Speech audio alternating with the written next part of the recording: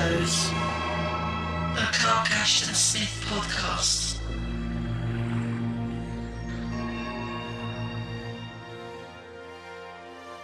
I thank you, friend, but I am no drinker of wine, not even if it be the rarest canary or the oldest Amontillado. Wine is a mocker, strong drink is raging, and more than others, I have reason to know the truth that was written by Solomon the Jewish king. Give ear, if you will, and I shall tell you a story, such as would halt the half-drained cup on the lips of the hardest bibber. We were 37 buccaneers, who raked the Spanish main under Barnaby Dwale, he that was called Red Barnaby for the spilling of blood that attended him everywhere. Our ship, the Black Falcon, could outfly and outstrike all of the craft that flew the Jolly Roger. Greetings, friends, and welcome to Season 3, Episode 11 of Strange Shadows, the Clark Ashton Smith podcast. You just heard the opening of the story that we're covering today. I'm one of your hosts, Rob Hoyton. And I'm the other one, Tim Mendes, and yes, those were my dulcet tones reading an excerpt of A Vintage From Atlantis. Well done, sir. Well done. Indeed. It's always fun trying to read Clark Ashton Smith, isn't it? Yeah, I always find it's getting the breath right because some of the sentences are so long. It's like, where do you pause for breath, you know? One of the worst ones I had was Lovecraft's Festival, when I did a reading of that for Christmas a couple of years back. Yeah, some of the sentences are basically paragraphs. Well, you know, it all comes out in the mix. So editing does wonders. Yeah, exactly. So A Vintage From Atlantis, I think this is quite a famous story for Smith, one of his more well-known stories. But how does the publishing history hold up? Well, it's a sort of a very typical Smith publication history, by which you can probably guess what happened here. It was written in November 1931 as a filler story for Weird Tales. Farnsworth Wright used to keep a stock of stories, 3,000 words and under, to make up pages if he had shortfalls. And Smith had provided several such stories. Smith wrote in a letter, I'm just going to read you this very quickly, to August Derleth, dated November the 23rd, 1931. I must get busy and do a lot of writing. Bates suggested I ought to be able to do an acceptable short for Astounding, and I think I'll have a try of it anyhow. I finished A Vintage for Atlantis and sent it to Wright, who has used up all the fillers of mine that he had on hand. I may complete another filler and send it to him, and then do some longer tales that have been planned and started. Good luck, and may Thoth preside above your typewriter. I just wanted to read that for the last line, basically. But here we go. This is the bit you could probably predict. What did Farnsworth Wright do? Rejection. Yep, Farnsworth Wright rejected it. Of course he did. Lovecraft urged him to submit to Strange Tales, but it was also rejected there. So Smith took it away and revised it, and then resubmitted it to Weird Tales, and it was finally accepted. A Vintage for Atlantis was published in the September 1933 issue of Weird Tales, and the cover of which caused a little bit of a controversy. It was a little bit lewd, but we'll get into that later. Oh, marvellous, marvellous. Stay tuned for some filth. Yes, we've got quite a bit of filth lined up for after the story this week, so should be fun. All you filth mongers out there, you're going to have fun with this one. All right, so let's get into the story itself, and let's start with our favourite words. Now, although this isn't one of Smith's fantasy tales as such, it's a historic tale. Nonetheless, there are touches of that language in it, certainly when we see some visions of Atlantis later on. But there were a few words in here that I didn't know. I guess we're more in sort of, antique language, aren't we? The language of yesteryear. Yeah. Rather than flowery descriptive or baroque. Oh, yeah. We've got some choice piratical terms, I think. We do indeed, yeah. And I'm going to kick off now with one that's actually a phrase. So we get two for the price of one here. Chanker eaten coistrels. Now, a chancre, of course, is a painless genital sore that comes with early onset of syphilis. It's filth all the way through, basically. This thing is. Pretty much. Now, coistrel. So this is an interesting one. It is an archaic term. It can mean, spelt with an E, it means scoundrel or knave. Now, it's also, there's an alternate spelling with an I, so coistrel, meaning coward. Ah. So this is with an L, with an EL, so scoundrel or knave, basically. Right. I'm totally unfamiliar with that term, I have to say. As I was with my first choice, and I'm not sure about the pronunciation of this, slumdegullions. Nice. Nice. Never heard that word before. Now, it was difficult to find the meaning for the whole thing, and I had to basically break it down into separate words. So first of all, I looked up gullions. This is thought to be from the French, a gull, meaning a worthless person or a vagabond. There's speculation that derives from the French word couillon for scoundrel, or possibly the French word couille, testicle. So you see, maintaining below the belt. Love it. Now, we also have slumgullions, which is Scottish in derivation, and that is basically a meat stew, believed to be from the Scots word gullion, which is a swamp. Slum, of course, everyone knows what a slum is, what a slum means. I didn't know this is actually an East End word. You think I'd know this one, right? It dates back to around 1845, and a slum was originally like an East End slang word for a room, and then came to mean an alleyway. So a back slum was a back alleyway. I guess then people like Dickens picked that up and ran with it, and it came to its present meaning. So it's basically like the northern term a gennel. Oh, right. I don't know that one. Yeah, it's basically the same thing. It's that back alleyway that goes between houses is known as a gennel up north. I suppose back in those days of back-to-back terraced houses with the little alleyways and rat runs and all that. That's it. And well, it wasn't Seven Dials, was basically a whole area of rat runs, wasn't it? And back alleys and stuff. Yeah. Absolutely. Yeah. So while we're not exactly sure what slumdegullions is, there's a few components there. I think we can forget the meat stew aspect. And I'm taking that as a worthless person, perhaps a person fit only to live in a slum. There you go. Yeah, nice. Yeah, interesting that that one comes from your neck of the woods. The next one that I've got is actually from my neck of the woods. It's Rechabite or Rechabite. I'm not entirely sure how you pronounce that, which is a sacred order, the Sacred Order of Rechabites, also known as the Sons and Daughters of Rechab, a fraternal organisation founded in Salford in England. There we go. Hurrah. They're best known for being sort of prime movers in the temperance movement. So yeah, right. Which is really strange, being from Salford and they don't drink. That's really bad. That seems really odd to me. I was going to say, but then I suppose it's where these sort of movements sprang up, wasn't it? It's like in London, with Gin Alley and all that stuff. The Salvation Army. They start up where they're most needed. I think the Sally Alley, did they start in Whitechapel? Perhaps they certainly got a big place in Whitechapel still. Yeah. So, yeah. Well, now, speaking of wine, and of course, alcohol plays a central role in this story, there's a word here that I'm sure we all know. Any reader of weird fiction will know. It's just a favourite word of mine anyway. Amontillado. Yes. For the love of God, Montresor. Indeed. Look, I picked up on that because I thought, Poe, obviously. And then later on, he uses the phrase, "we'll have a gala night." Which is also Poe, isn't it? That's Conqueror Worm. Yes. So I was like, are they nods? Of course they are. Of course they are. Yeah. Now, Amontillado, as I'm sure everyone knows, is a Spanish sherry. And what I didn't know, the name comes from the region it's produced in, Montilla, which is in Andalusia.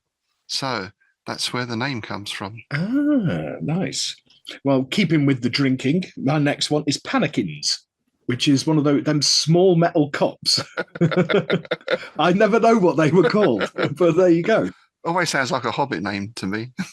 Does panakins? Yeah. Mr. Panakins. Yeah. And my final one is I'm going for Fane, Fane, which again, we've seen this word before. It simply means a church, but I don't know, there's something sinister about a fane, isn't there? I think that's because, I mean, my brain instantly thinks of Robert Bloch, the Fane of the Black Pharaoh, the Of Nyarlathotep course. story. Yes. Yeah. Yeah. Yeah, as an implication of something more like a sort of temple or some sinister sort of place, doesn't it? Rather than just a church, you know. Yeah. My final one is calenture, which I think we're both suffering from, considering the amount of hiccups we've had starting off today, which is feverish delirium suffered by sailors in the tropics. So that delirium you get when you like heat, sunstroke kind of thing. The calenture. There we go. Yes, we're definitely suffering in the heat today, and you know, anything could happen in the next half hour. But you know, it gives us a nice feel for this story because this is, of course, set on the high seas in the golden age of piracy. It's, I think, probably Smith's one and only pirate tale, as far as I can remember. I think so. Certainly his historical pirates. Yeah. And very early on, we are introduced to 37 buccaneers who raked the Spanish Main under Barnaby Dwell, otherwise known as Red Barnaby. Of course, because he likes spilling blood, not because of his interior decorating tastes. Although we'll get onto something about that a little later on when we talk about pirate flags. Mm. And the ship, the Black Falcon, could outfly and outstrike all other craft. Now, the Black Falcon, you can get model kits of a pirate ship called the Black Falcon. Aurora and other companies make them. Oh, that's brilliant. And in all the blurb for those, it said that the Black Falcon was Captain Kidd's ship, or one of his ship. Captain Kidd was one of the famous pirates. I think he ended his days at Wapping. Yeah. I think he was hung at Wapping. Yeah. He was in that Hulk, wasn't he, for a while? That prison Hulk that was on the Thames. Oh, right. Yes, possibly, yeah. And then was he gibbeted or hung? He might have been gibbeted. I'm not sure. Not entirely sure. But he was hanging around Wapping for a bit. Yeah, though some people do contest that, and I guess a lot of these pirates had several different ships in their careers, and who knows? But you know, if you're going to have a pirate ship, the Black Falcon is a pretty good name, isn't it? It is. It's very sort of traditional yo ho ho kind of pirate ship name, isn't it? It's yes. So this is bringing back flashbacks to me because I used to be in a pirate band and I used to play all the pirate reenactment festivals. Of course. And yeah, we did like the thing at Morwellham Quay and the other ship there and all that, and cannons and all that kind of stuff. So this is just bringing back flashbacks.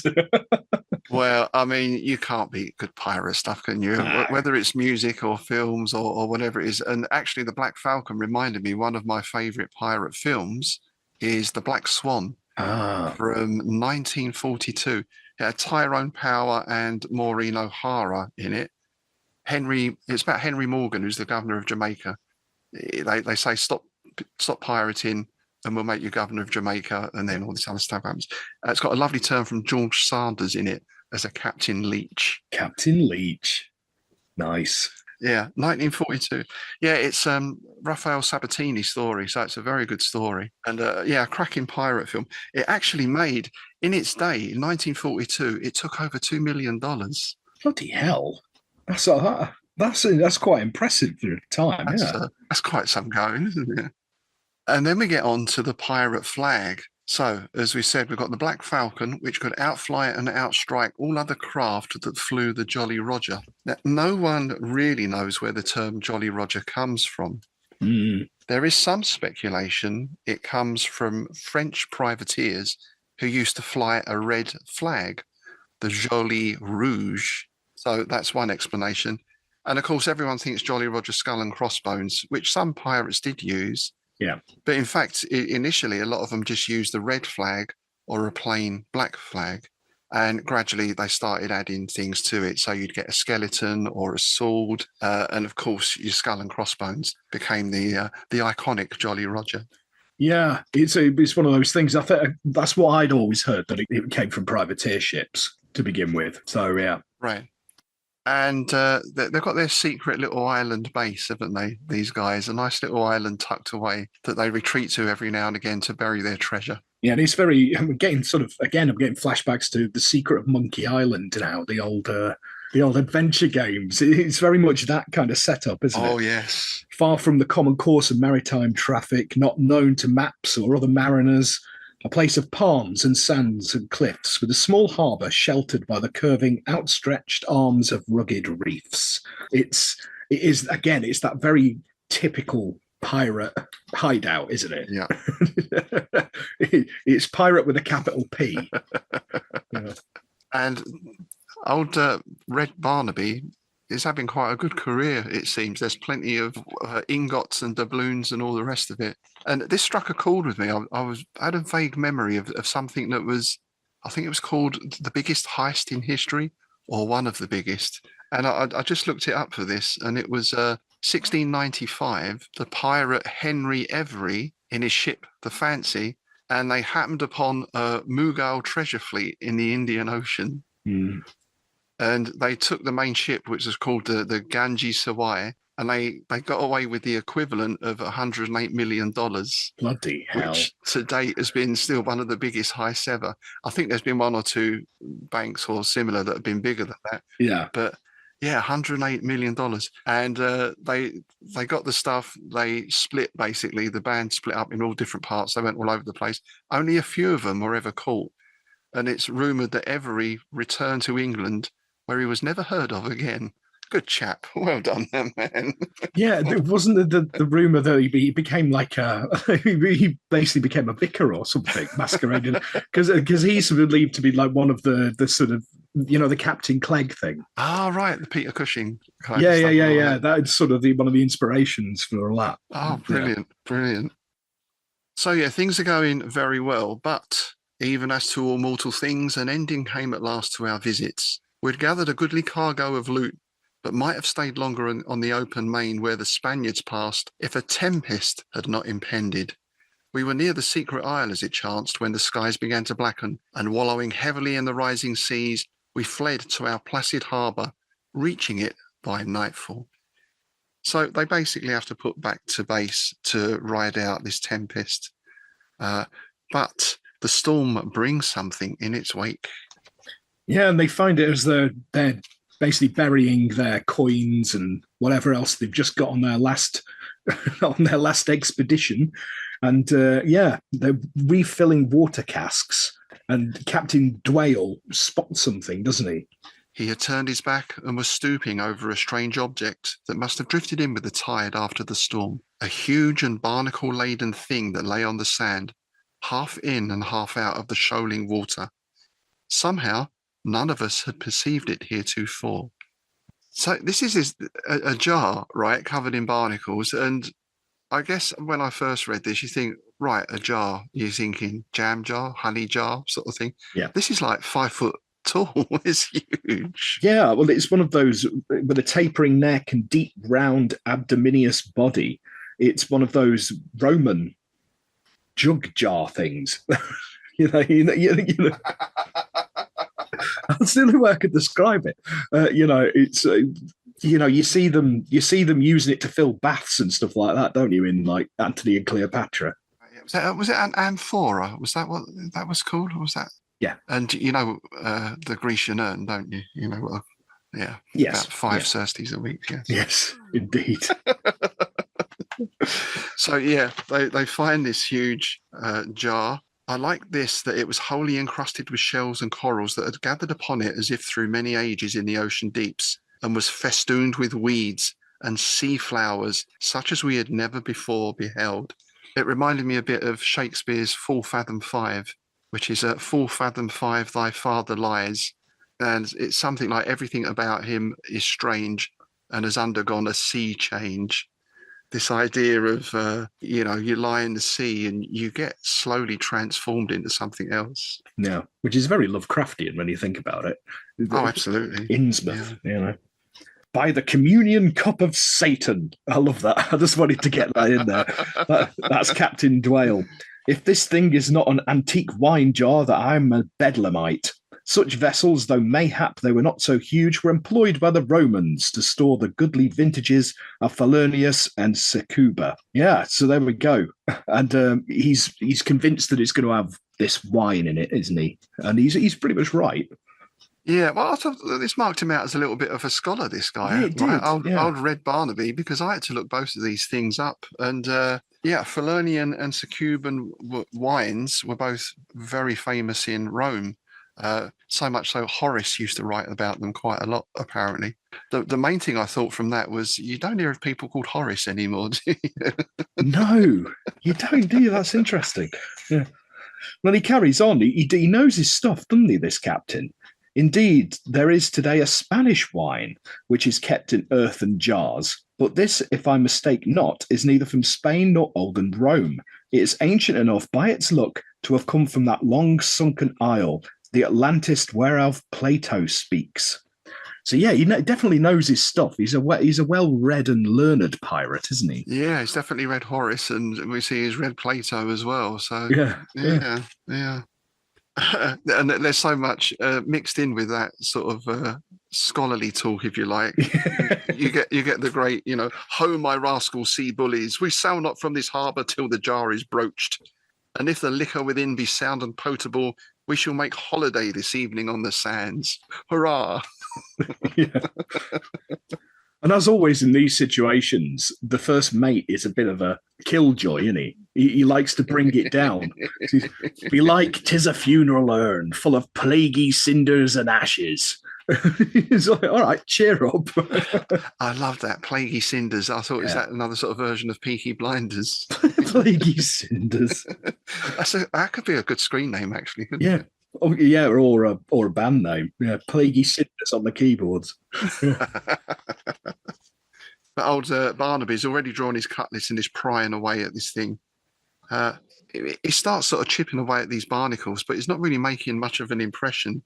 And in the end, he gets fed up, so he just picks up a big stone and smashes the neck. We've all done it. We've all done it. You're trying to use walls to open a beer bottle, Oh, doors to open a jar. Yeah. Oh, we've all done it. Yes, it turns out the narrator, Stephen Magbane, which is a great name, I thought, is the one Puritan amid that Christless crew, and was no bibber of wine or spirituous liquors. So these lot get well stuck in, and he's not partaking. Yeah. I love that Puritan amongst the pirates as well. And I was getting little shades of Solomon Kane there. I just wondered if that was a little nod to Howard. Mm. And also like the way that he describes this. Almost immediately with its opening, my nostrils were assailed by an odour of heathen spices, heavy and strange, together with a powerful vinulence, and the very inhalation thereof caused me to feel a sort of giddiness. So this stuff is kicking out some fumes, right? Yeah, and the captain's well chuffed, isn't he? "Sblood, 'tis a royal vintage," roared the captain, after he had dipped a forefinger in the jar and sucked the purple drops that dripped from it. "Avast, ye scumgullions! Stow the water casks on board and summon all hands ashore, leaving only a watch there to ward the vessel. We'll have a gala night before we sack any more Spaniards." I'm definitely getting Brian Blessed vibes from this character, aren't you? Absolutely. Yeah. Absolutely. So, yeah, basically they leave a few people on the ship just to keep watch who are, not too happy about it. And the rest of them, they start, it's like putting together this barbecue on the beach, isn't it, really? Pretty much, yeah. Which includes, nervous listeners, close your ears now, which includes capturing turtles and tortoises and their eggs as part of the feast. Yeah, it's one of those things, isn't it? It's we've all seen them or been to them, those beach parties that you can picture in your head. They start off sort of quite contained, right? You'll have the barbecue going, you'll have a few people sitting around it, and a table with all the buns set up on it and all that kind of stuff, right? And then somebody will turn up with the good stuff, like the bottles of rum or something, right? Before you know it, there's bodies all the way down the beach. Yeah. It gets very, very messy. Yeah, it's one of them, isn't it? It's yes, and that's exactly how it unfolds, right? And Stephen is obviously part of all this, though he's not really partaking in it, and he expects to get a little bit of stick, the little bit of good-humoured ribaldry, I think he calls it. Yeah. And I liked his description here. I was not wholly unresigned to my lot as a witness of the Babylonian inebrieties of the others. So is that poor guy is like your designated driver, isn't it? A party. Everyone else is singing and throwing beer up the wall and jumping up and down, and he's sort of sat in the corner nursing his glass of sort of sparkling water or something. Yeah, yeah, that's exactly what he is. He's the piratical designated driver. And as I said, this is not one of Smith's fantasies, but nonetheless, we do get some lovely touches with the language. Mm-hmm. I especially like this little section here. At nightfall, the feasting and drinking began, and the fire of driftwood, with eerie witch colours of blue and green and white amid the flame, leapt high in the dusk, while the sunset died to a handful of red embers far on purpling seas. That's classic Smith, isn't it, Matt? Yeah, it is. It's. I was thinking that when I was reading it, that even in a piratical story, you can't help get a bit poetic. It's yeah.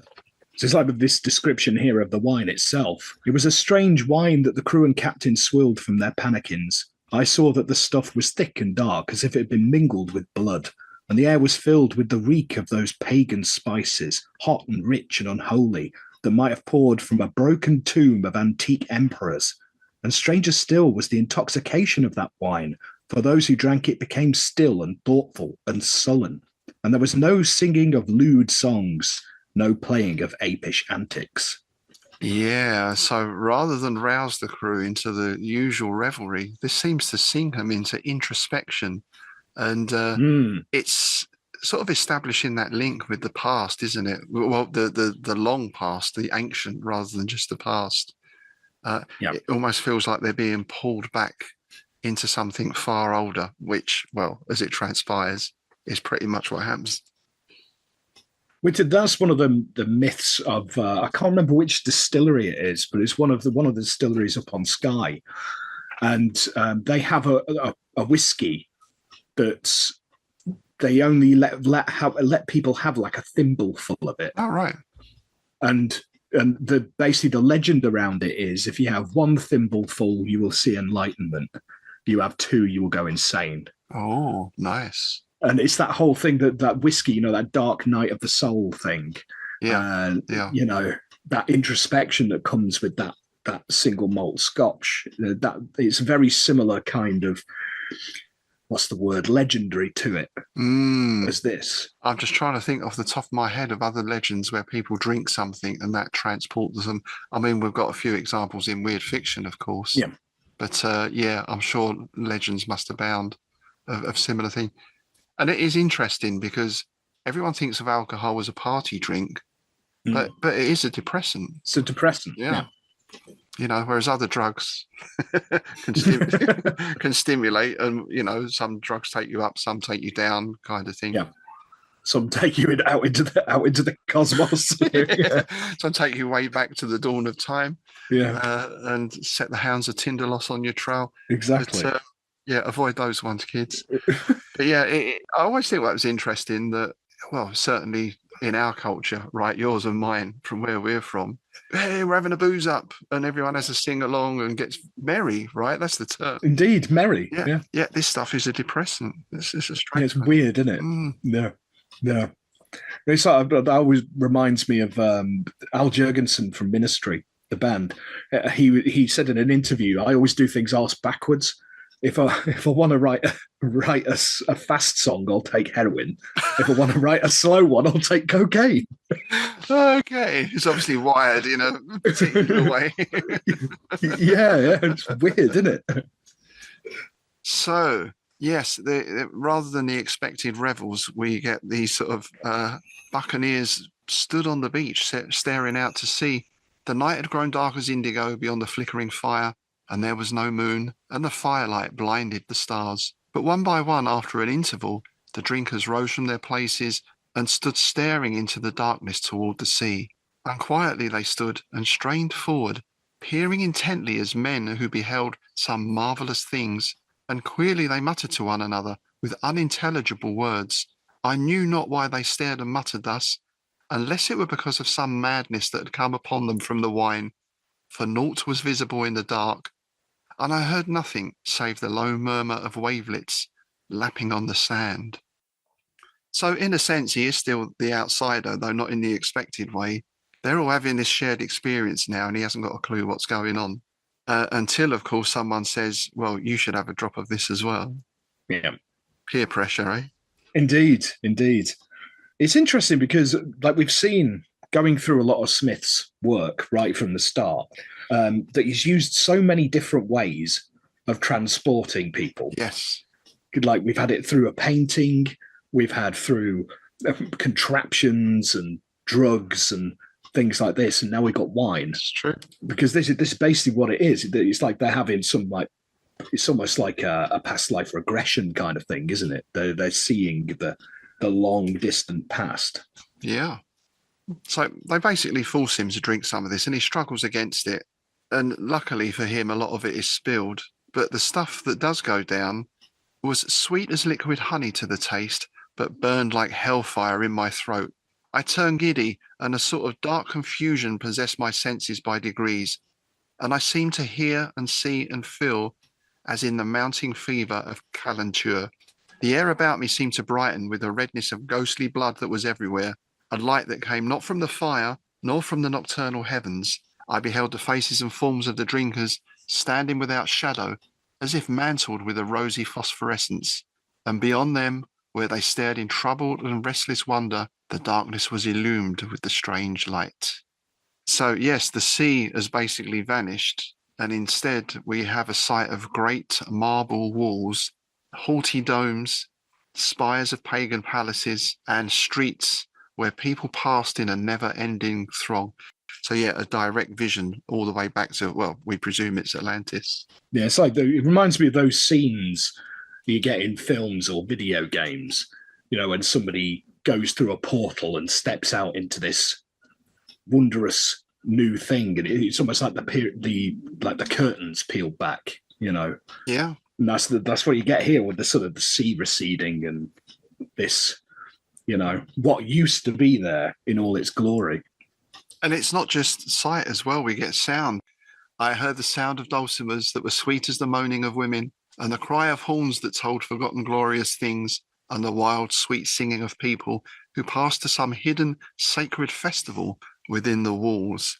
So we've got that sort of siren aspect to it as well. And a little mention of festival there. Again, I can't help but think of a nod to HPL with that.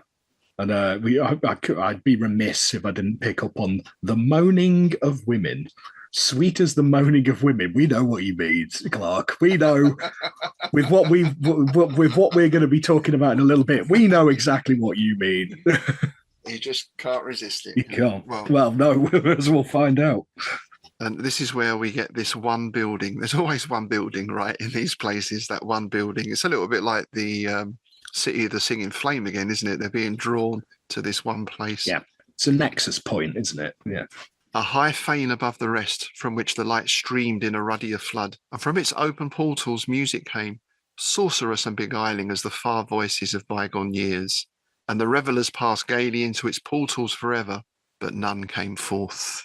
Yeah, this is actually sort of quite an echo of Singing Flame, isn't it? Because you've got the weird music seemed to call me and entice me, and I longed to tread the streets of the alien city, and a deep desire was upon me to mingle with its people and pass into the glowing fane.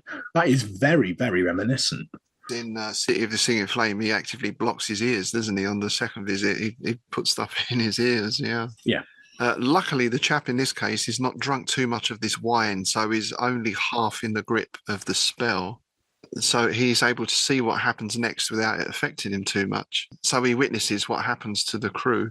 With no backward glance, no word or gesture of injunction to his men, Captain Dwell went slowly forward, treading the marble causey like a dreamer who walks in his dream.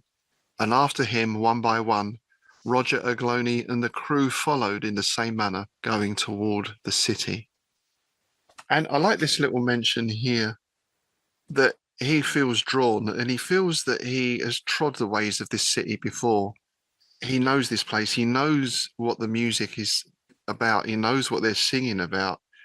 And he remembers why the people pass eternally into the fane and why they don't come out again. And he feels that he would meet familiar and beloved faces. And then he talks about this isn't him remembering, but it's the wine. All this which the wine had remembered through its sleep in the ocean depths, was mine to behold and conceive for a moment. So it's like the wine passing on its memories. That's quite an interesting thing, isn't it?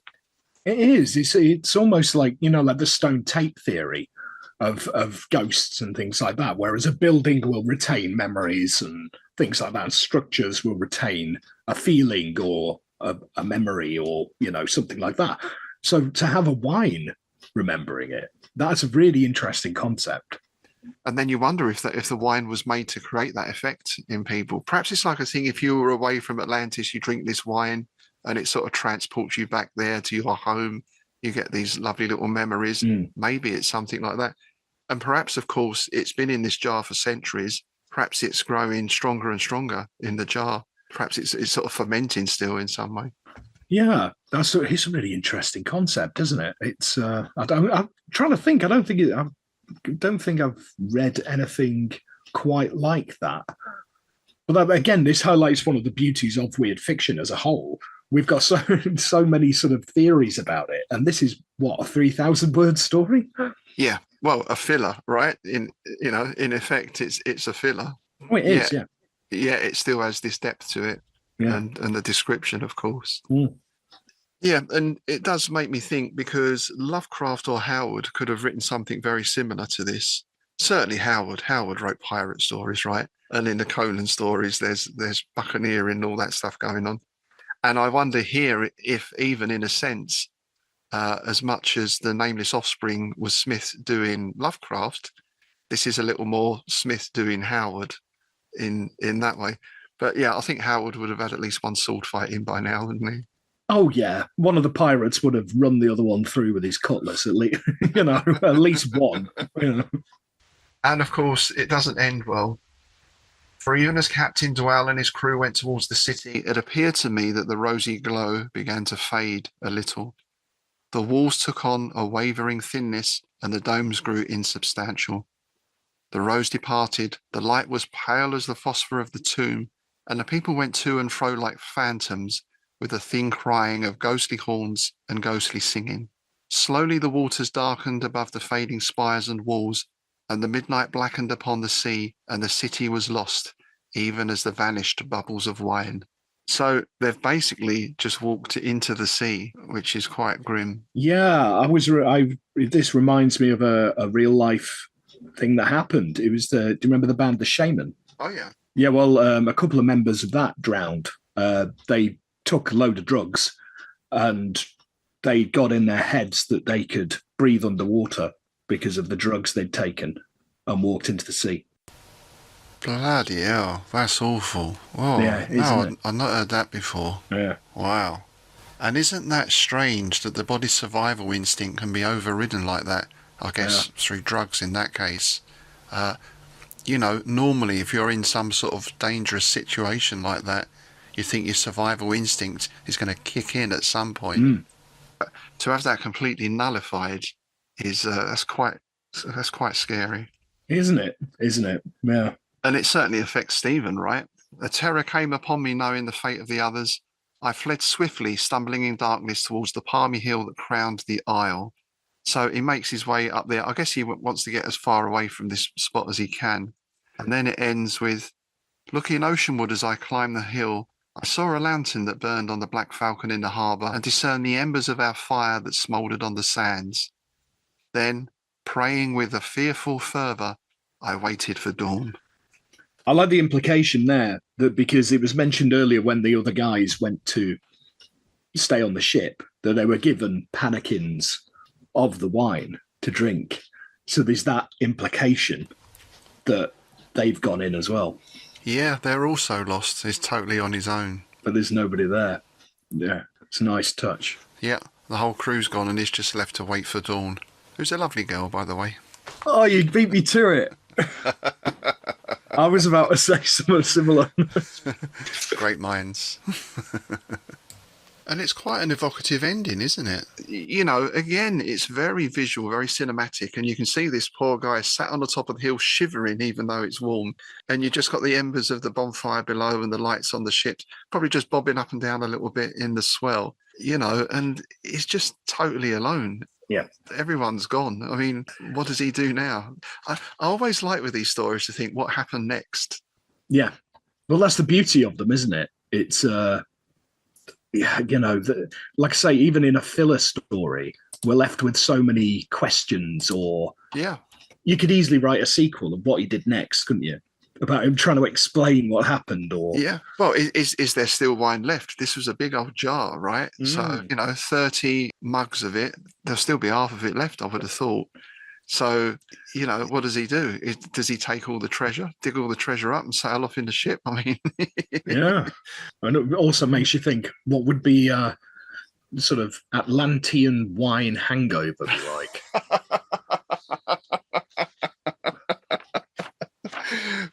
Be worth finding out, wouldn't it? Wouldn't it? Let's face it, you would, wouldn't you? Oh yeah, I would. You would. If you're at a party and someone said, "Yeah, do you want to try this Atlantean wine, mate?" You go, "Yeah, go on then. I'll have a little bit of that." Yeah, yeah. We've all been there. Do you want to try some of this weird green shit? Yeah, all right. He said it was Atlantean wine.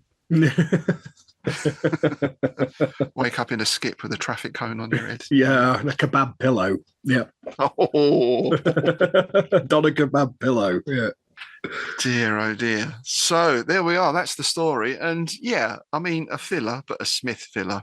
And I thoroughly enjoyed it. Exactly. It's a shame he didn't write more pirate stuff, I think, because he really captures that. I had a little feel of sort of William Hope Hodgson to me as well. He did, yeah. I mean, obviously there's a nautical connection, but I don't know, he just captured that atmosphere very well. Yeah, no, I agree. Yeah, it's a nice little story. It's a fun little story. Yeah. A testament to Smith's prowess as a writer, that his filler stories are like that, Now, I believe you said something at the top of the show about Rudy Nudie Ludi covers, sir. I did, indeed.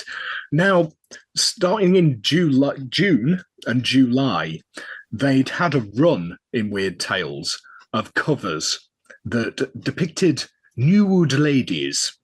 The June issue was a naked woman prostrate in front of a statue, leaning up to it with a hand up, sort of beckoning to it.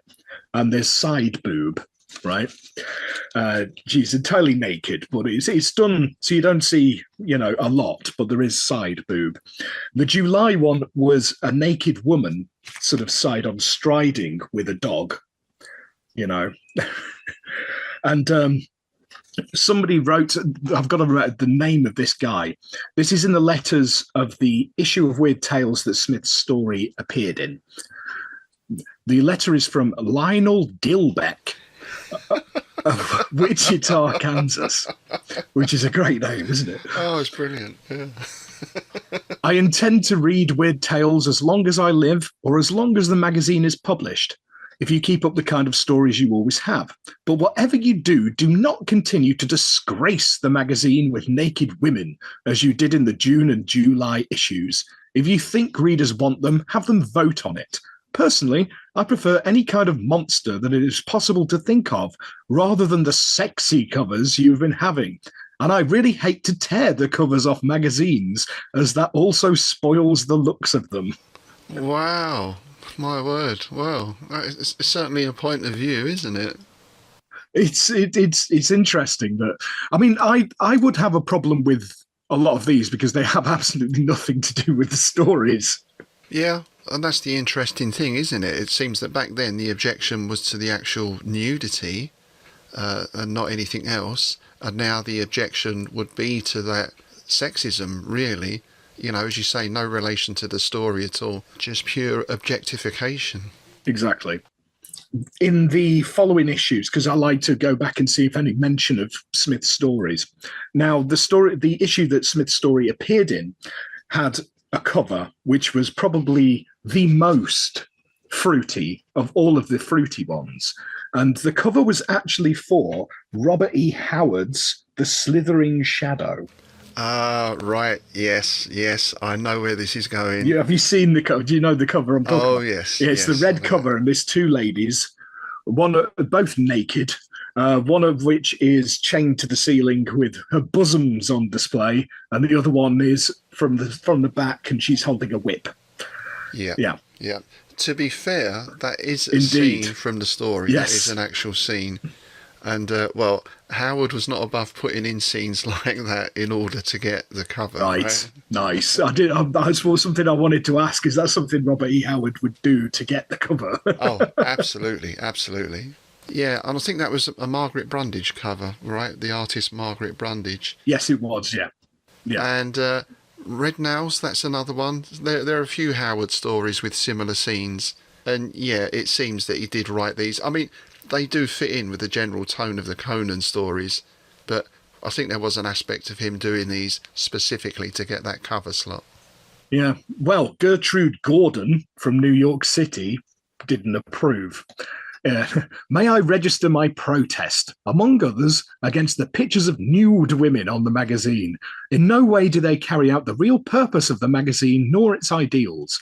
They are very beautiful and artistically done, but are terribly out of place. As out of place as A. Martin, the humorist, once said, as bean soup on a velvet dress. Which is that's nice. It's a brilliant one. Now, our next correspondent disagreed. This is Frank R. Moore of Detroit. Your September issue cover was a masterpiece. Who could resist buying a copy after seeing that? There you go. See, it works, doesn't it? You know, Wright knew what he was doing, that's for sure. Sex sells. There you go. Oh, yeah. And Margaret Brundage was an amazing artist, though, of course, at the time, or certainly initially, her work was all signed M. Brundage. Yes. And it wasn't until after a while that she was revealed as Margaret Brundage, a woman, which caused its own sort of furore at the time. I think one reason her work was so vivid was because she worked in pastels, you know, that really brought the colour out. Indeed, yeah. Which apparently made it very difficult to get the pictures across to weird towels. You know, they were quite fragile. I suppose they didn't have all sort of fixings and sprays back then for that sort of thing. Well, interestingly, another person who commented on it was Dwayne Rimmel, the writer who did a collaboration with Lovecraft, praising that pastel style of Brundage, saying that it's really good art. You know, he wasn't really talking about the nudity or anything else. He was just talking about the art being good.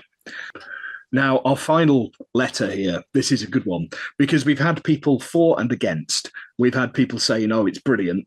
You know, it made me buy the magazine. And we've had people saying, oh, it's a disgrace, showing nudity. Now our next one goes in a bit of a different direction, and this will make you smile. Allow me to pan you for your charmingly sadistic cover illustrating the slithering shadow, writes Henry Kuttner of Hollywood, California. Oh, my word. I haven't the slightest objection to the female nude in art, but it seems rather a pity that it is possible to find such pictures in any sex magazine, while Weird Tales is about the only publication of a type which can run fantastic and weird colour illustrations, and doesn't. You've had some delightful covers in the past, such as the one illustrating Smith's Monster of the Prophecy, and the misty and fantastic cover for The Woman of the Wood. And by the way, both of those covers bore a nude figure. So Kuttner liked the nudity, but he wished it was weirder. I can see that. I get it, yeah.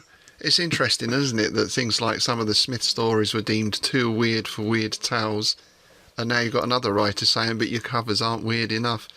I suppose when we look back at a lot of that stuff, it seems quite staid, perhaps, compared to what we've got today. Yeah. But, you know, I can't help thinking of that sort of 50s Dan Dare type artwork. Even with the aliens, they're not particularly weird. Yeah. Yeah, I guess, you know, we're sort of spoilt today with all the techniques and everything that people can have. Yeah. Plus, of course, we've had cinema monsters, haven't we? So we're used to seeing something a little more strange and grotesque, perhaps. Indeed. So this sort of brings us nicely into another selection of letters, really. Patrons and subscribers will no doubt have heard our chat with Niels Hedgelin a couple of weeks back, who lives quite, well, relatively near to Auburn, is in Sacramento, I think, and has been to Auburn several times to look at the Smithian aspects of the town. and gave us it's almost like an audio tour, wasn't it, of Auburn and the various Smith-related sites you can see. And following that episode, we got a message in from one of our patrons, A.T. Johnson, who wrote, "Excellent episode, gents. Been planning a trip down the coast from the northern wilds of BC Canada here, and I will definitely be reaching out to Niels when it happens. Thank you all, and Sarsogua bless you." Well, Sarsogua bless you too. And Niels responded to that, basically to say he's very happy for anyone to get in touch who is thinking of visiting Auburn, is very happy to help out with a tour. And after our chat, Niels also kindly sent us another message because I think he quickly discerned that we're a pair of filthmongers, basically. He got us pegged pretty quick. Right? Yeah. And he sent us this in. "Since you enjoy the more carnal aspects of Smith's writing, I thought I'd mention he's surprisingly frank in his letters to George Sterling, if you haven't seen them. Sterling was known to have affairs himself, so Smith may have been exaggerating to look good in front of his mentor. But if true, I definitely see why he had such a bad reputation with some people in town." And here are extracts from some of those letters. The first one is from September the 29th, 1922. "As to my love affairs, the two that you knew about are over and done with. It's about time for another now. A and I are planning a wild picnic down in the River Hills when my book comes out. I haven't decided who I'll pick as my partner in the next affair. There are 3 possibilities, all safely married." January the 3rd, 1923. "I had a dull time during the holidays. Everybody's husband was home, not to mention the children. I think I'll look for a childless widow or a divorcee." February the 9th, 1923. "Life doesn't look very rosy. My girls are all married and their husbands all have me on the blacklist."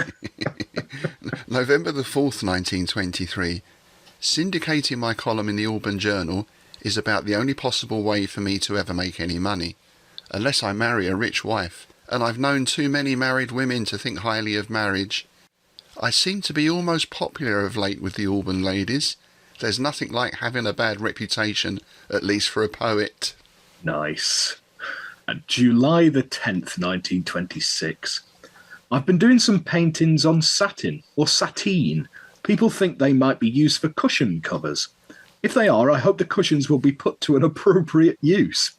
I'm ordering some paints that are guaranteed to be proofed against water and, I suppose, against other fluids." Save the best for last, didn't it? Oh, yes. And Niels finishes that off by saying, "That last one is jaw-dropping, but I'd be curious to see what changed his view of marriage to a woman with kids after what he wrote above, because, of course, Smith did end up marrying later on." Yes, well, thanks for those, Niels. We hadn't seen those. Those are really excellent. And, yeah, do somewhat back up Smith's reputation as a ladies' man. Indeed. A philanderer, I guess, or Yes. whatever you'd want to call it. I'm not sure what the right term would be. Horn dog. So in terms of letters, that just leaves us with Dawnwood Spire and Lonely Hill. And really, when it comes to this story, there's a couple of mentions, and there's one slightly longer mention from Lovecraft, which of course gives me a chance to read out the return address. Nice. It's a highlight of the episode, isn't it?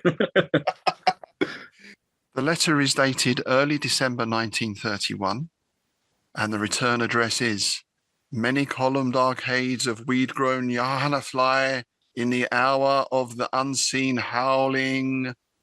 Dear Clark Ashton, I return here with a Vintage from Atlantis, which surely grips the reader by the throat by the time it is ended. It has a touch of Dunsanian fantasy about it, and ought to be acceptable to Bates if he liked The Door to Saturn or Whitehead's Moondial.